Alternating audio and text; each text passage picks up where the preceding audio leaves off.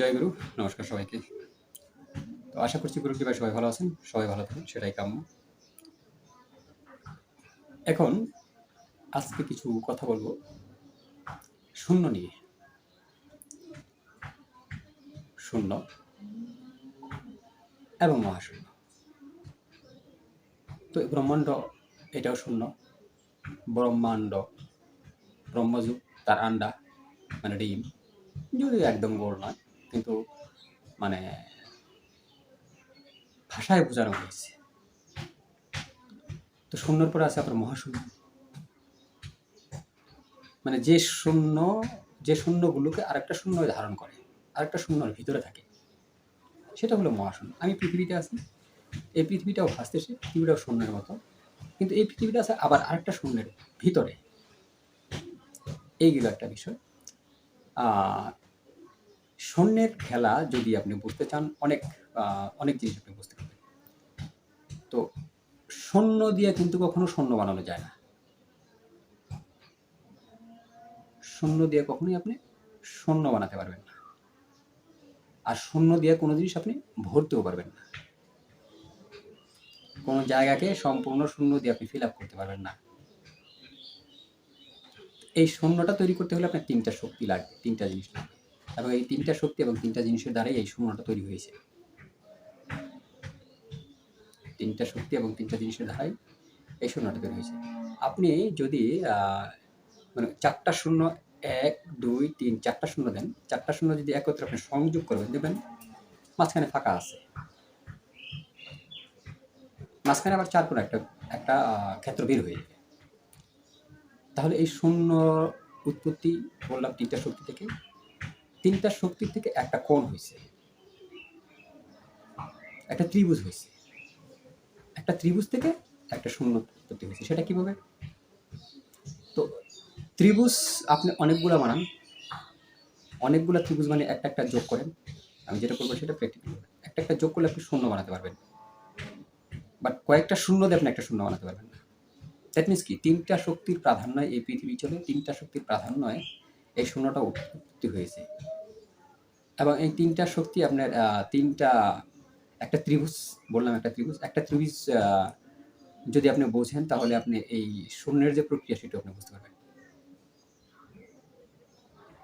গেল। তো এই ত্রিভুজ যদি আপনি বুঝতে পারেন, ত্রিভুজের সংজ্ঞা যদি বুঝতে পারেন, খেলা যদি বুঝতে পারেন, তাহলে ত্রিভুজের শক্তিও আপনি পেয়ে যাবেন। ত্রিভুজের শক্তি পেয়ে গেলে তাহলে আপনি শূন্য শক্তিটা আপনি পেয়ে যাবেন, শূন্য শক্তিও আপনি পেয়ে যাবেন। এই গেল একটা। দ্বিতীয় কথা হলো যে এই যে শূন্য, শূন্য না হলে আপনি মহাশূন্যে ঢুকতে পারবেন না। ইভেন আপনাকেও শূন্য হতে হবে। যতক্ষণ পর্যন্ত আপনার কাছে কোনো জিনিস আছে, আমার মেমোরিতে হাজারো জিনিস লোড আছে, আমার মেমোরি হাজারো জিনিসের লোড আছে, তা আমার মেমোরিতে আপনি অন্য কিছু ঢুকাইতে পারবেন? আমার বিষয় আশয় চিন্তা চেতনা এগুলো আমাকে কুড়ি কুড়ে খাচ্ছে, এগুলাকে আমি যতক্ষণ পর্যন্ত না ফেলে দিতে পারবো, মানে শূন্য না করতে পারবো, এটা আসছে আমি জাগতিক বিষয়, খালি না করতে পারবো, ততক্ষণ পর্যন্ত আপনি আমাকে কোনো কিছু দিয়ে ঢুকাতে পারবেন না, ভরতে পারবেন না, কারণ অলরেডি আমার মেমোরি ফিল আপ, পরিপূর্ণ। তাই এর জন্য সবসময় বলে, যখন তপ জপ করো তুমি কোনো কিছু চিন্তা করিও না। এ বলার কারণ কি? এটা বলার কারণ কি? এটা বলার কারণ কি? কারণ আমি যদি খালি না হই, তাহলে ব্রহ্মাণ্ডের যে শক্তি বা ব্রহ্মাণ্ডের যে বিষয়গুলো, সেগুলো তো আমার মস্তিষ্কে ঢুকবে না। অলরেডি ফিল আপ আছে, সেটা ঢুকবে কি করে? তার তো জায়গা নাই। তাকে জায়গা দেওয়ার জন্য, তাকে স্পেস দেওয়ার জন্য আমাদের যেরকম মেমোরিতে ডিলিট করতে হয় অনেক জিনিস, তো আমারও এই মেমোরিটা এরকম ডিলিট করতে হবে নতুন কিছু নেওয়ার জন্য, নতুন কিছু নেওয়ার জন্য ডিলিট করতে হবে, তাহলে আপনি নতুন কিছু পেলেন। এই হলো শূন্যের আরেকটা বিষয়। আমি যখন কোনো কিছু নিতে যাবো, অবশ্যই আমার মস্তিষ্ককে খালি করতে হবে, মস্তিষ্ককে শূন্য করতে হবে। কলসি যদি খালি হয়ে যায়, তাহলে কলসিতে আমি আরও জল আনতে পারবো, ভরা কলসিতে আমি আর জল নিতে পারবো না। তাই গুরু যখন যে কোনো, চৈতন্য গুরু যখন যে কোনো জিনিস দেয়, পিছনের জিনিস ডিলিট করে মেমোরিকে খালি করে ওই জিনিসটা করা উচিত। যদি চৈতন্য গুরু আপনাকে কোনো জিনিস দান করে থাকে, তাহলে ওর যে ভাইব্রেশন, ওর যে শক্তি, সেগুলো আপনাকে আস্তে আস্তে অনেক শক্তি দেবে।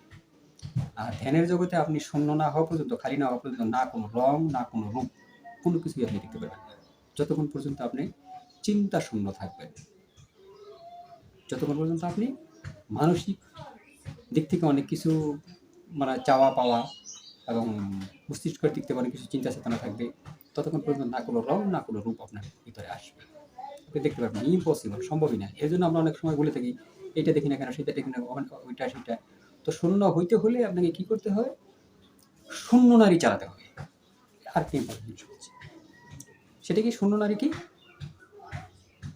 যেটা এই জগতেরও না, ওই জগতেরও না, মহাশূন্য জগতের। সেটা কি? সুষুম্না নারী।